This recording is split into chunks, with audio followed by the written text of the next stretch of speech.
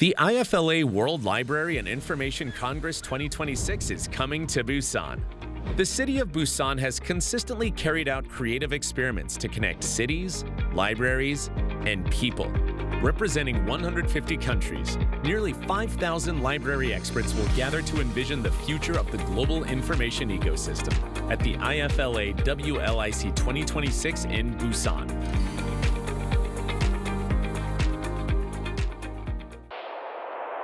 The snow is accumulating rapidly.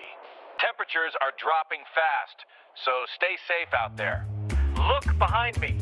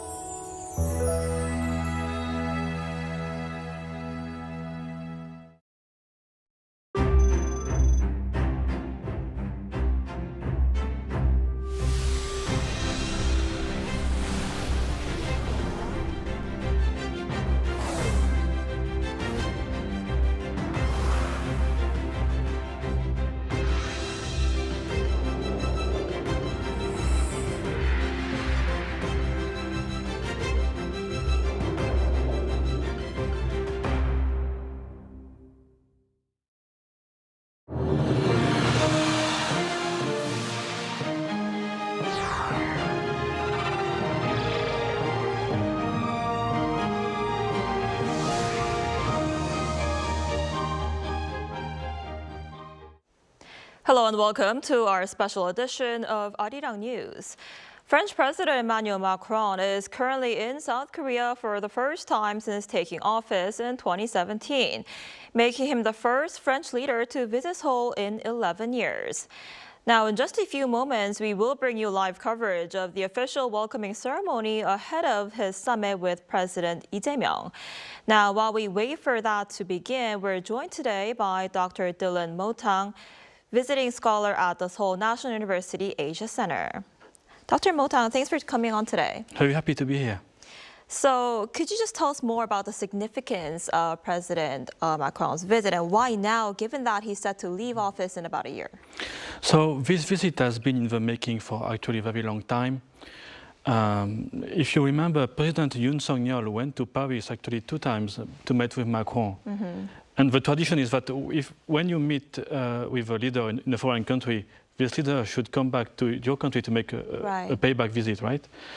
But as you remember, there was this self-coup issue in December 2024, and then all the impeachment process, and after that, the presidential election, which pushed back everything back in the future. At the same time, Macron had been very busy with organizing the Olympic Games in France, and there was a political crisis when he dissolved the assembly last year. So because of all of these factors, it was very hard to make the trip before that. And this year, because of the anniversary, was the perfect occasion to do it. And perhaps on a more political level, Macron now is in a very tough spot in France. He is quite unpopular, and the presidential elections are coming next year. So if he wants a candidate from his party to have a standing chance to win the election, he needs to bring as much results as quick as possible. And I think that coming to South Korea to get investments back in France is part of his strategy. I see. And how do you see both leaders addressing the tensions in the Middle East right now? I would say that both share the same point of view. So, of course, they are very worried of a major disruption of oil supply and the current spike in oil prices.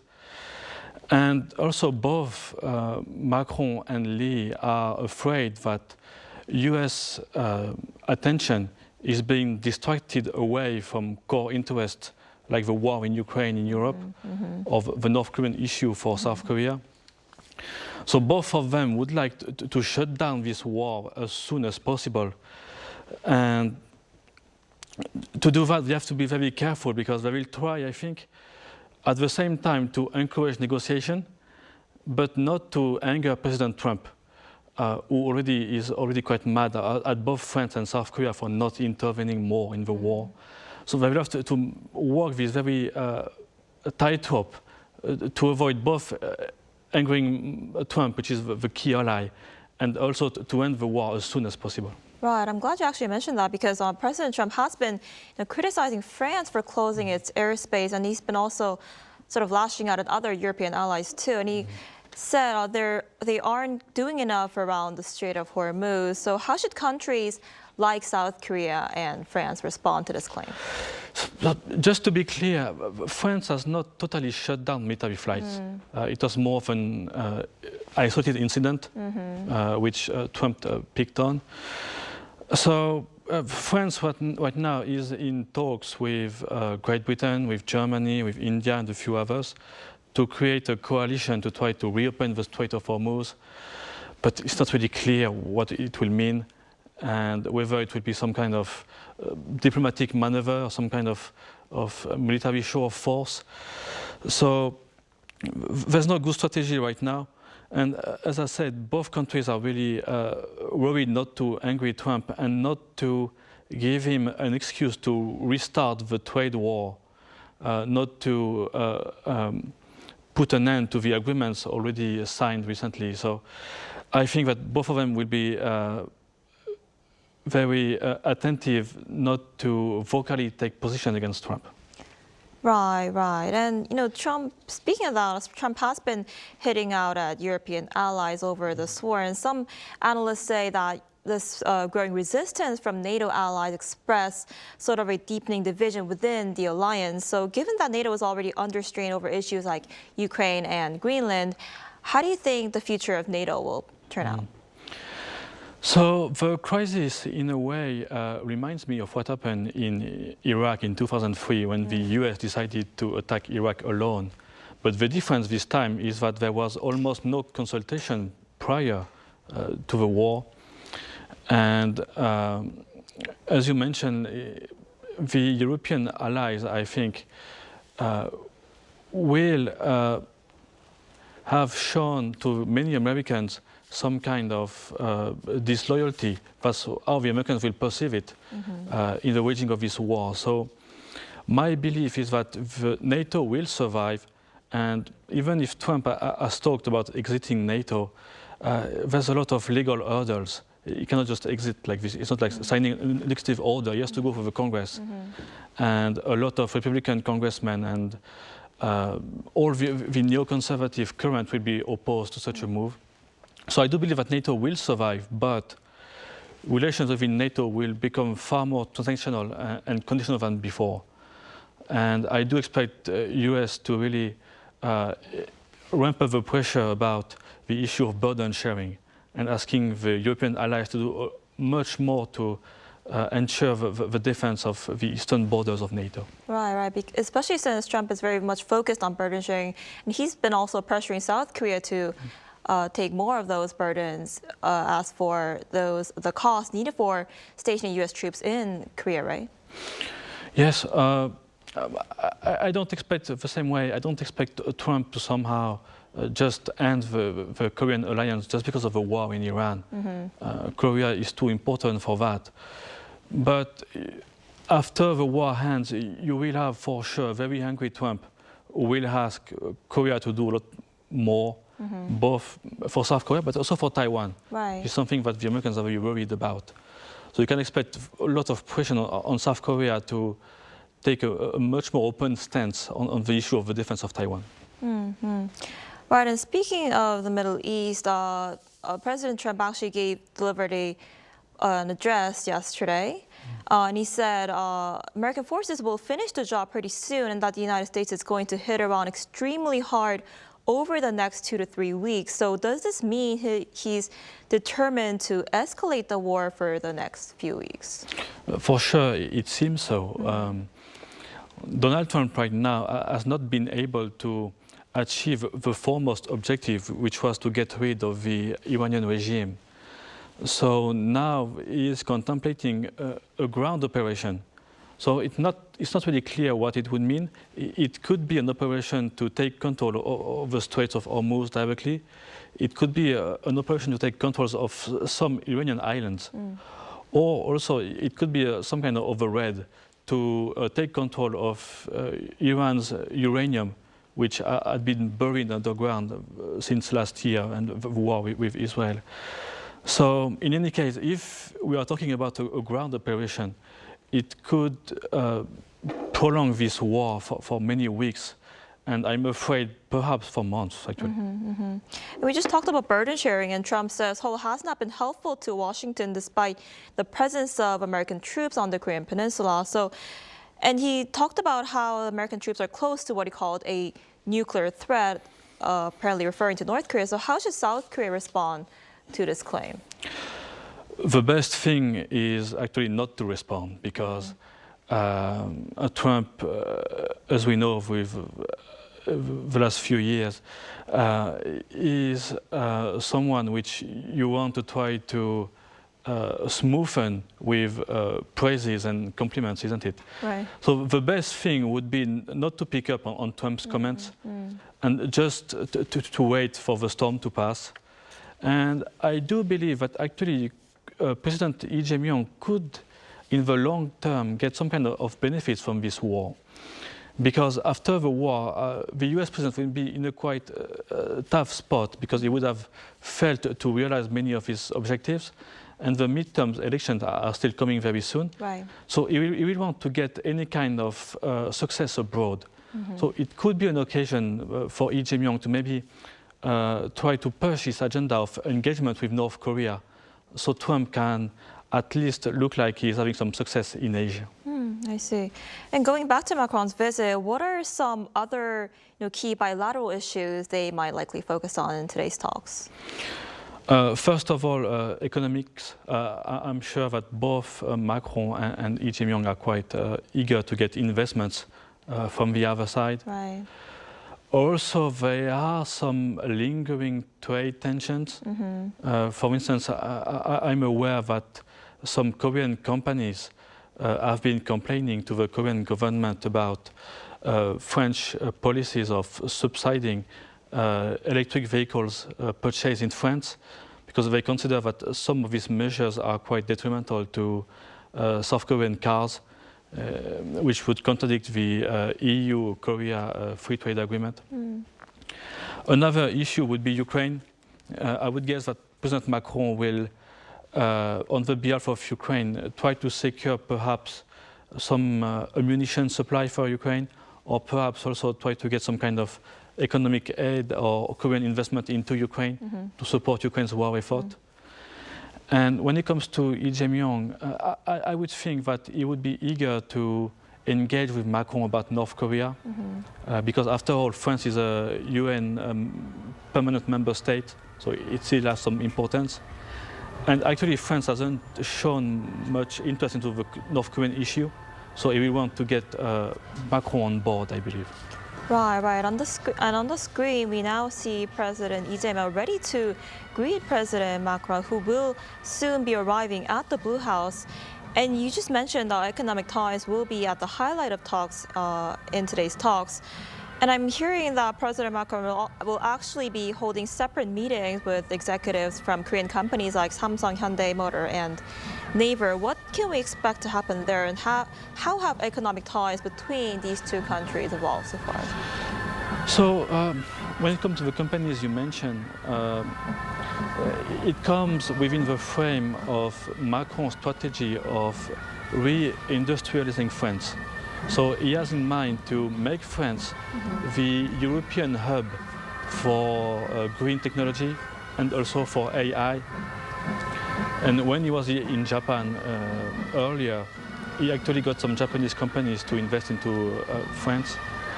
Actually, Samsung already agreed to increase its research investment in France, which soon will become one of Samsung's major research hub abroad. When it comes to Hyundai, I do believe he will try to get some cooperation on electric vehicle production, and especially battery, because Macron has been building what some people like to call a battery valley in northern France, to really try to make France this kind of electric battery hub in Europe. And finally, for Naver, he will want to get Naver's expertise and investments into French AI, because France wants to develop its own sovereign AI, not to depend too much on American technology. That's exactly what Korea is working on as well, right? Exactly, that's why he wants South Korea's help. Right. And just to come back to your question about economic relations, overall, the relationship is very healthy, I would say. And the trade between the two countries is very balanced in terms of imports and exports. But Macron would like to recalibrate the relationship away something away from the traditional model of buyer and seller, and more toward a model of equal cooperation in terms of technology and next generation industries. Right. And another issue they might discuss in today's talks is nuclear energy, right? Especially since South Korea and France competed fiercely to win a Czech nuclear power plant contract recently. And we see President Macron now getting ready to meet with President Lee Jae-myung, right? Right, they just met at the Blue House. We see President Lee Jae-myung greeting President Macron. So we see them now shaking hands.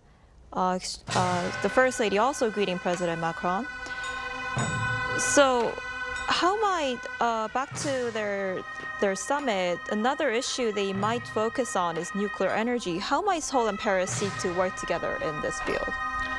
You could imagine some increased cooperation when it comes to academic exchanges, notably the training of the next generation of nuclear engineers, perhaps in France.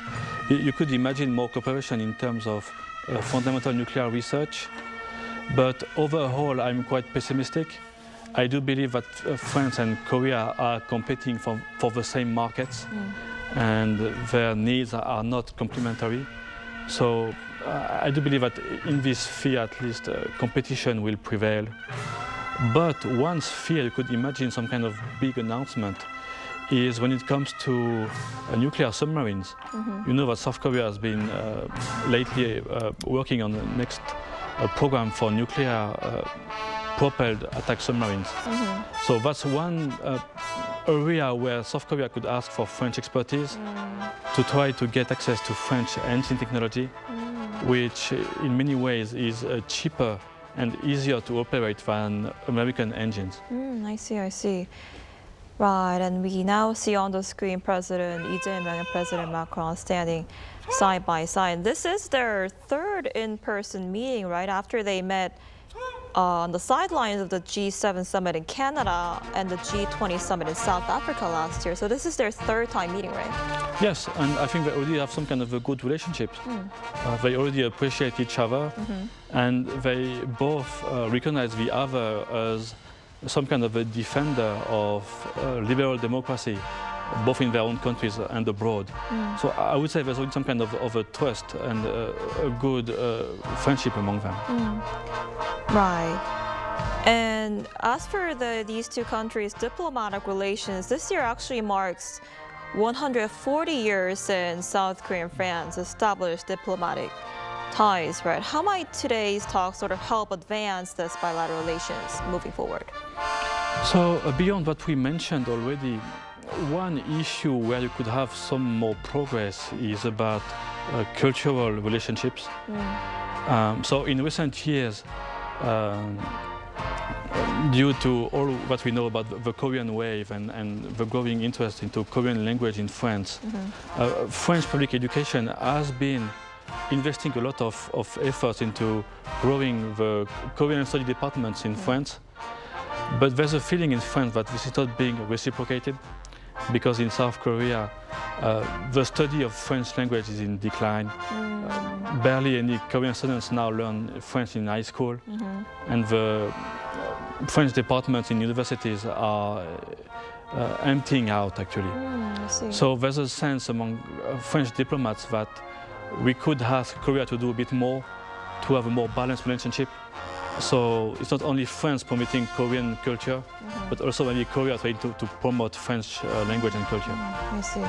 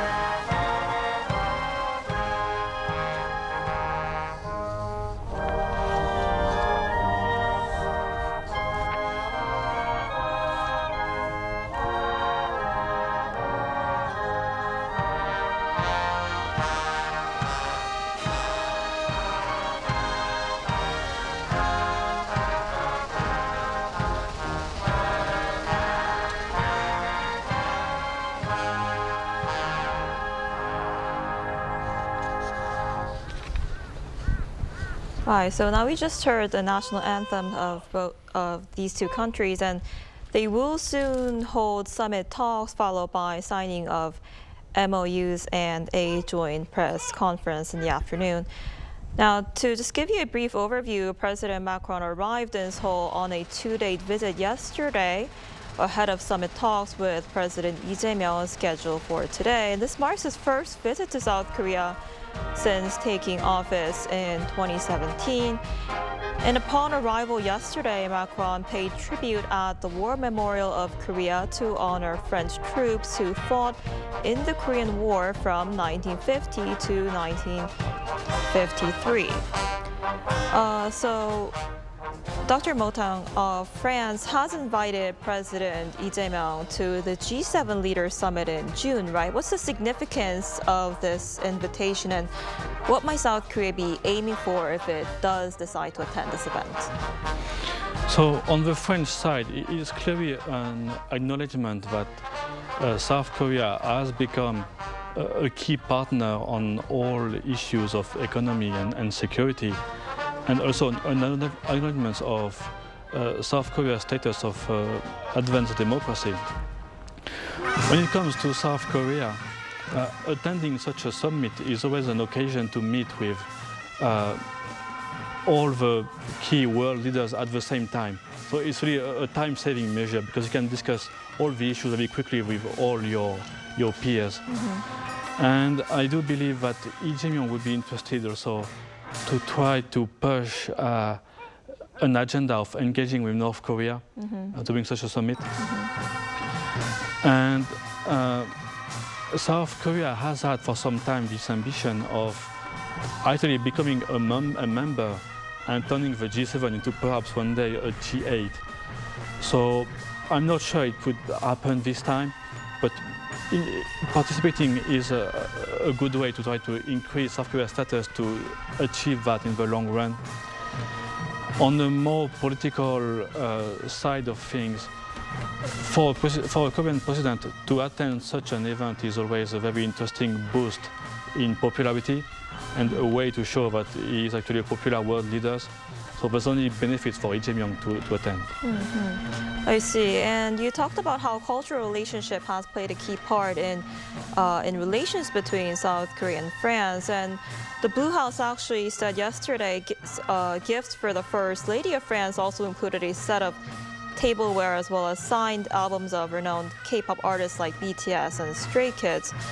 So I guess K-pop, Korean culture like K-pop and K-dramas are pretty popular in France too, right? Of course. I can even testify that when I was in university, you had very few chances to learn Korean.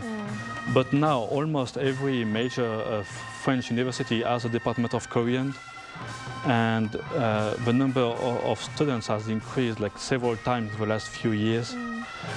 So the interest into Korean culture is, for now, still quite limited to very young people, we must say so, but it has been exploding, and actually France is one of the foremost markets for K-pop products in Europe. I see, that's impressive.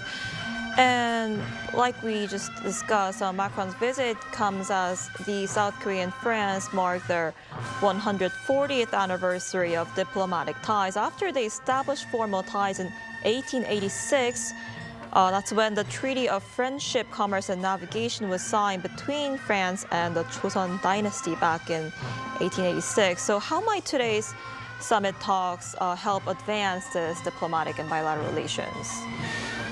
So just to give you like a brief overview, so the relationship between France and Korea didn't really start on a good standing because there was this episode when actually France did invade Korean territory, especially Gangwon Island.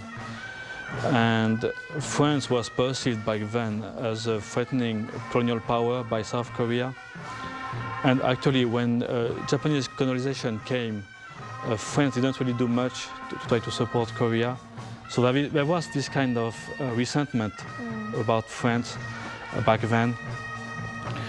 And now Macron is building onto the Cold War history of France's participation into the Korean War to try to elicit sympathy from Korean people, and as we mentioned, to try to get both successes in terms of cultural policy, but most importantly for him, in terms of investments. Right. And we now see President Lee Jae-myung and Macron shaking hands with officials from both sides. So, Dr. Motang, not just diplomatic issues, but economic issues, like you mentioned, trade and investment, will also be on the agenda in today's talks, right? Oh, yes, not only on the agenda, but that will be, I think, key and central to everything. The situation in both countries in terms of growth actually is not that good, I should say, actually for France. And France has a structural issue of unemployment. So Macron is trying very hard to pull all levers to have foreign investors come to France and build factories in France. So it has been starting since his predecessor François Hollande, but France has been trying to offer more advantageous tax conditions for foreign companies. And Macron personally has been in talks with people like Elon Musk and key US CEOs to get them to move into France. So you can expect the same here. It will go very hard to have Korean companies move into France. Right, and you talked about how Samsung is planning to build a research hub there in France. So a lot of Korean companies are looking to expand to the French market, right? Yes. There's a few reasons for that. One, which I just mentioned, because of this attempt to become more competitive, France is actually becoming relatively interesting to invest in because unlike 10 or 20 years ago, it has become relatively more affordable to invest in France than to invest in Germany, for instance. And also many countries in Central and Eastern Europe have this issue of energy supply because they are reliant on gas or coal to produce their energy. But France is mostly a nuclear-powered country. So energy too is quite cheap. And this is important when you work into AI, or if you want to build a data center or something like that. So it is more attractive in terms of labor, in terms of energy. On a geographical standpoint, it's easier to come from South Korea to France in a ship than to go all the way to the northern seaports of the Netherlands or even Germany. So it has a very central geographic position, which is very interesting to export into Europe. Right. That's exactly why it makes the France so attractive market for Korean companies, right? Yeah. So now that was our live coverage of the official welcoming ceremony ahead of the summit talks between President Lee Jae-myung and French President Emmanuel Macron. So, Dr. Motang, we just saw President Lee and Macron meet at the Blue House, where they will hold a summit talk soon. How do you think the talks will play out today? Very well. We mentioned that they both know each other, so there shouldn't be any major surprise. And you know that these talks are always prepared a long time in advance. Right. So the most important issues have already been agreed upon. So I think it's just a way to announce them together. I do not expect any major announcement or something which we didn't expect. So once again, I will come back to this. A few announcements about investments, perhaps some issues of cultural cooperation, perhaps some announcements on the Korean side to do more to remember the participation of French soldiers into the Korean War. But beyond that, I don't expect much public announcement. I think the real meet will be actually discussed in private, Ukraine, North Korea, how to react about the war in Iran and Trump. Right, a lot on the agenda, and we'll have to see how that plays out. All right, Dr. Mote, thank you so much for coming in today. We appreciate it. Thank you for having me.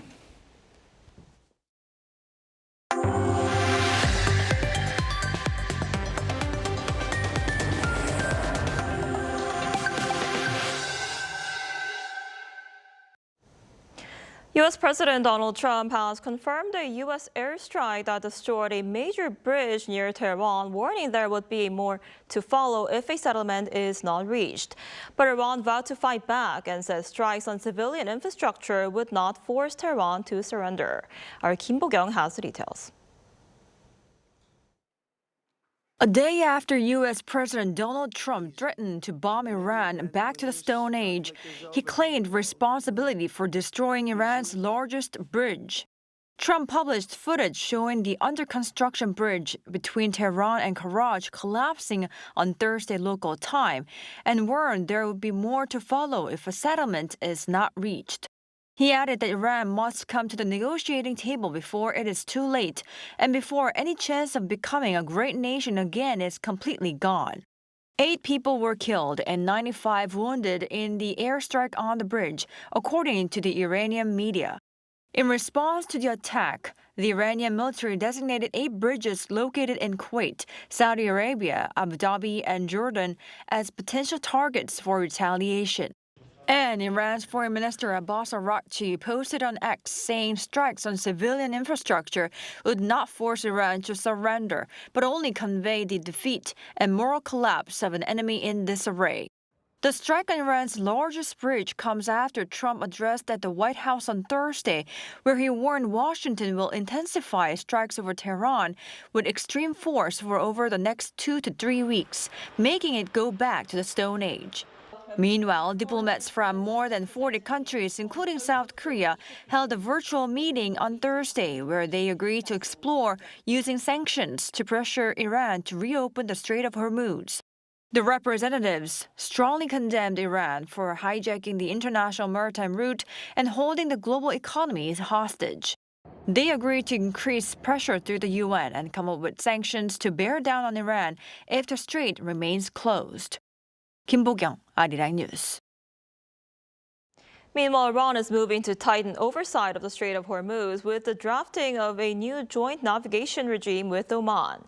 The move comes as Iran claimed to struck U.S.-linked steel and aluminum facilities across the Middle East. Our Lee Seung-jae has more.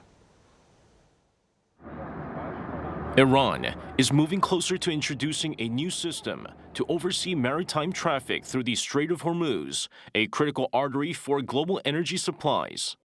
Iran's Deputy Foreign Minister Kazem Garibabadi said Thursday that Tehran has nearly completed the first draft of a new navigation regime, which would be implemented in coordination with Oman.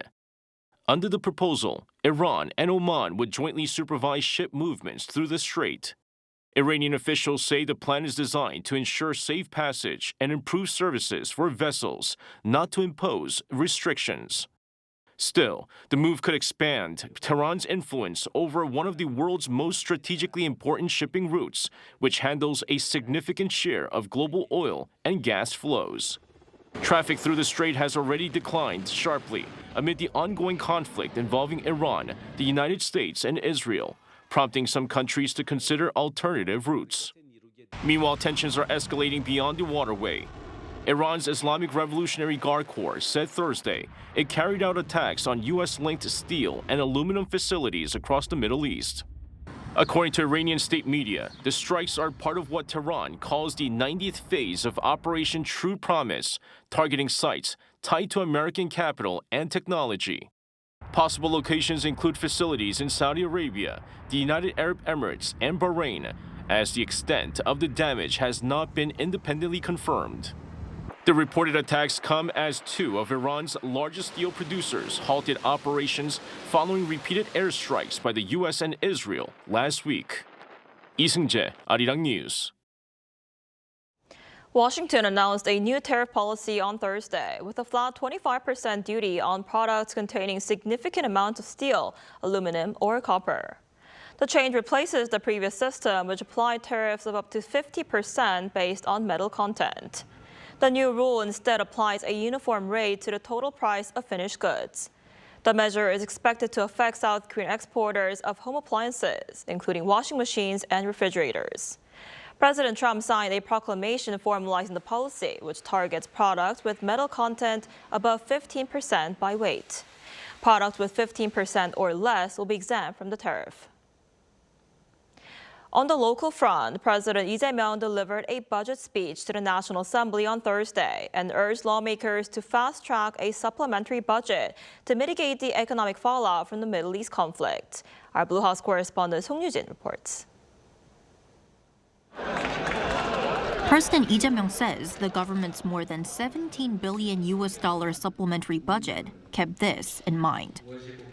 위기일수록 사회적 약자를 더 두텁게 보호해야 한다는 원칙과 경제 회생의 골든타임을 놓치지 않겠다는 각오 아래 총 26조 2천억 원 규모의 추가 경정 예산안을 마련했습니다. Delivering a budget speech at the National Assembly on Thursday, President Lee described the spending plan as one that makes bold investments where they are most needed in response to the Middle East crisis, while minimizing the burden on households and businesses.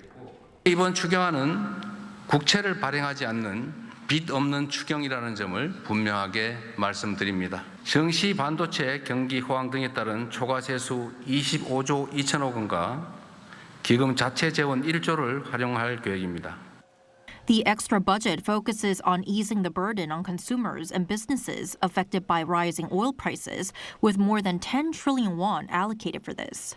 A key measure is direct cash support for some 36 million people, the bottom 70% of income earners. 소득 수준과 지역 우대 원칙에 따라 1인당 기본 10만 원에서 최대 60만 원까지 차등 지원하겠습니다. 지원금은 지역 화폐로 지급하여 지역과 골목 상권의 소상공인 자영업자에게 도움이 되고 경기 활성화에도 기여할 수 있도록 설계하였다. President Lee also outlined plans to expand financial support for small business owners and compensate those affected by the oil price cap. Looking further ahead, he pledged to increase financing for renewable energy to reduce South Korea's heavy reliance on fossil fuels. Wrapping up his more than 15-minute address, Lee urged bipartisan support to ensure the bill's swift passage, saying that overcoming a crisis depends on speed. The National Assembly is set to review the budget next week before putting it to a vote at a plenary session. The ruling and opposition parties previously agreed to pass it by next Friday. 송유진, Arirang News. The global recognition of Hangang's We Do Not Part at the National Book Critics Circle Awards has renewed international attention to the historical tragedy at the heart of the novel, the Jeju 4-3 incident in 1948, marking a meaningful encounter with its English translator ahead of the commemoration. Our Cho Young-eun tells us more. The growing recognition of the Hangang novel We Do Not Part marks a significant moment, as it is one of the first Korean literary works to introduce the Jeju 4-3 incident to a broad international readership. Translator Paige-Ania Morris spoke about the meaning of conveying this history to readers around the world and the significance of the Jeju 4-3 incidents from a translator's perspective. I think part of the translation work is also kind of joining the writer in this mission of making sure that these stories are not erased, or they don't continue to be erased and they don't end up forgotten. The Jeju 4-3 incident dates back to 1948, when protests against the division of the Korean peninsula were met with a brutal crackdown by military and police forces, resulting in the death of around 30,000 people, more than 10% of Jeju's population at the time. Morris explains that through the novel, American readers have begun to challenge the notion that such events are distant. Seeing that readers are connecting it to their own lives and also just having a lot of empathy for what happened on Jeju, I think it's really powerful, and it speaks to just how connected we all are. She added that translating the story for a global audience presents unique challenges, as many readers may not immediately understand certain terms. She explained that the translation sought to convey certain meanings as clearly as possible, since some terms are often unfamiliar not only to international readers, but even to many Koreans today. At the time that I first encountered any mention of this incident, I was honestly afraid to look further into it and kind of afraid of what I would learn and what I would see. Her process involved extensive archival research, including reviewing video footage and articles mentioned in the novel, in order to vividly bring those scenes to life. Moore says she has been both happy and humbled by the global response to the novel, particularly the positive reception among English-speaking readers. incredible world of Hangang's writing, a lot of her writing dealing with these historical moments that would otherwise have been kind of forgotten or swept aside or covered up or kind of limited just to Korean readers. 조영은 아리랑 뉴스.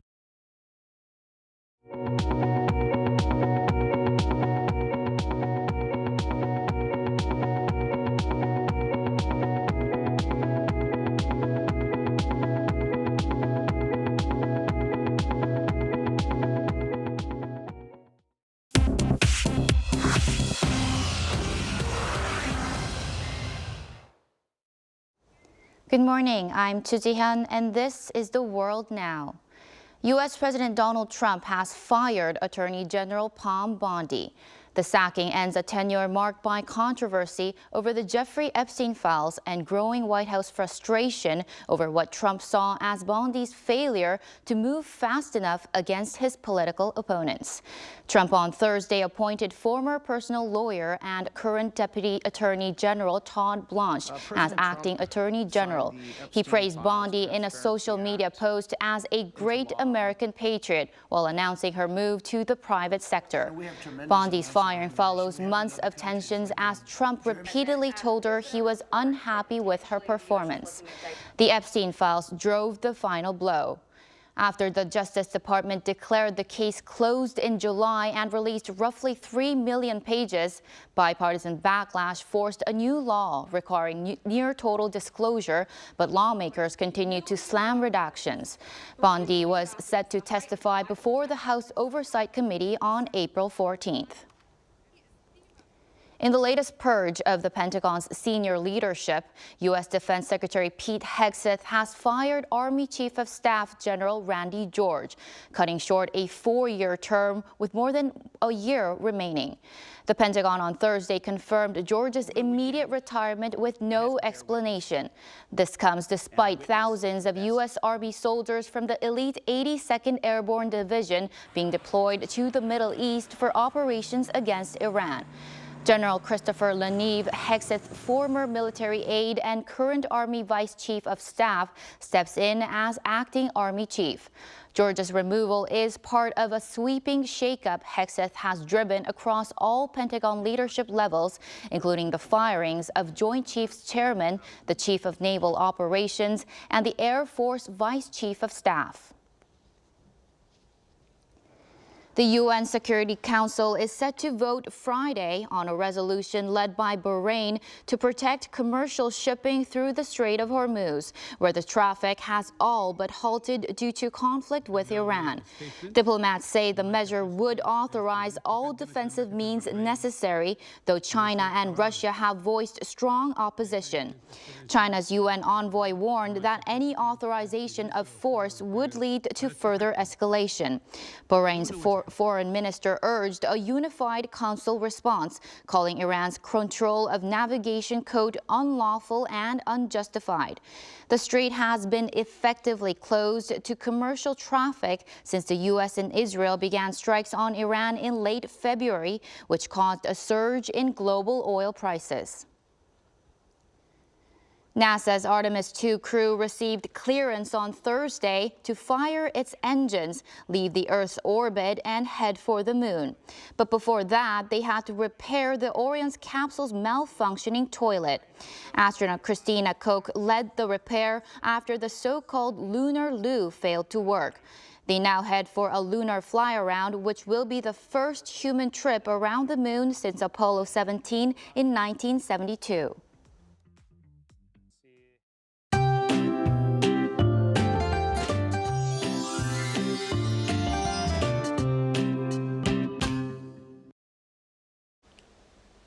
Streets are now lined with fully bloomed cherry blossoms, painting everything in soft shades of pink.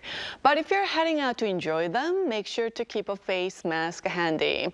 Ultrafine dust levels are forecast to be in a bad range in most parts of Korea, with western regions forecast to see persistent dust all day today.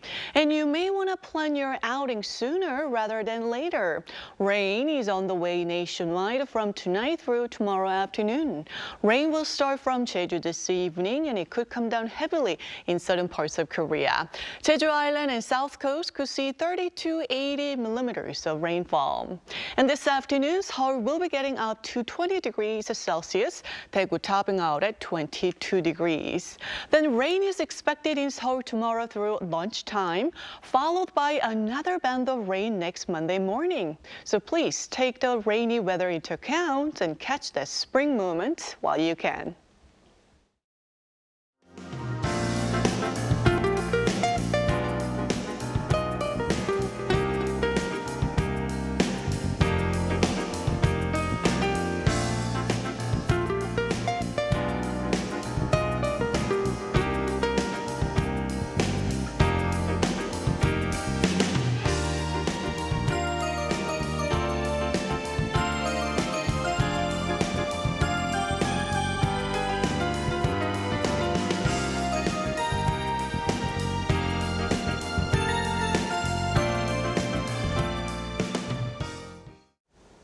That's all we have for this morning. Arirang News will be back at noon Korea time. Thanks for watching.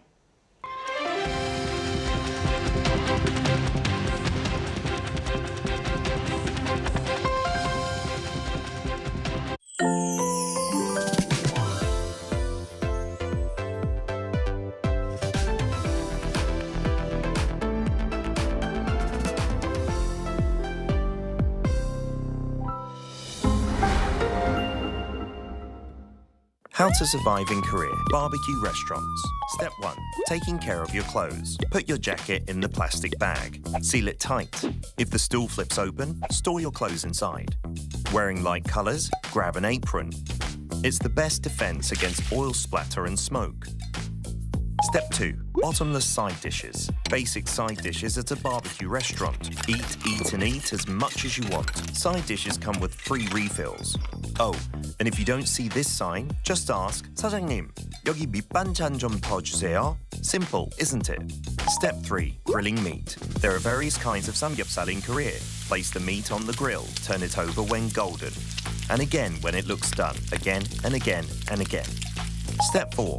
Sam style. You aren't taking bites of sam like a taco, are you? In Korea, we have it in one bite. A pro tip here, add only as much as you can handle in a bite. Gotta avoid awkward situations. Step 5. Enjoy the perks. After the meal, enjoy the perks offered as a Korean restaurant. Fabric refreshers get rid of the barbecue smell, while mint candies freshen your breath. Did you survive the barbecue restaurant? Hang on. Are you here with someone you want to impress? Then let's skip the garlic. Who knows what will happen?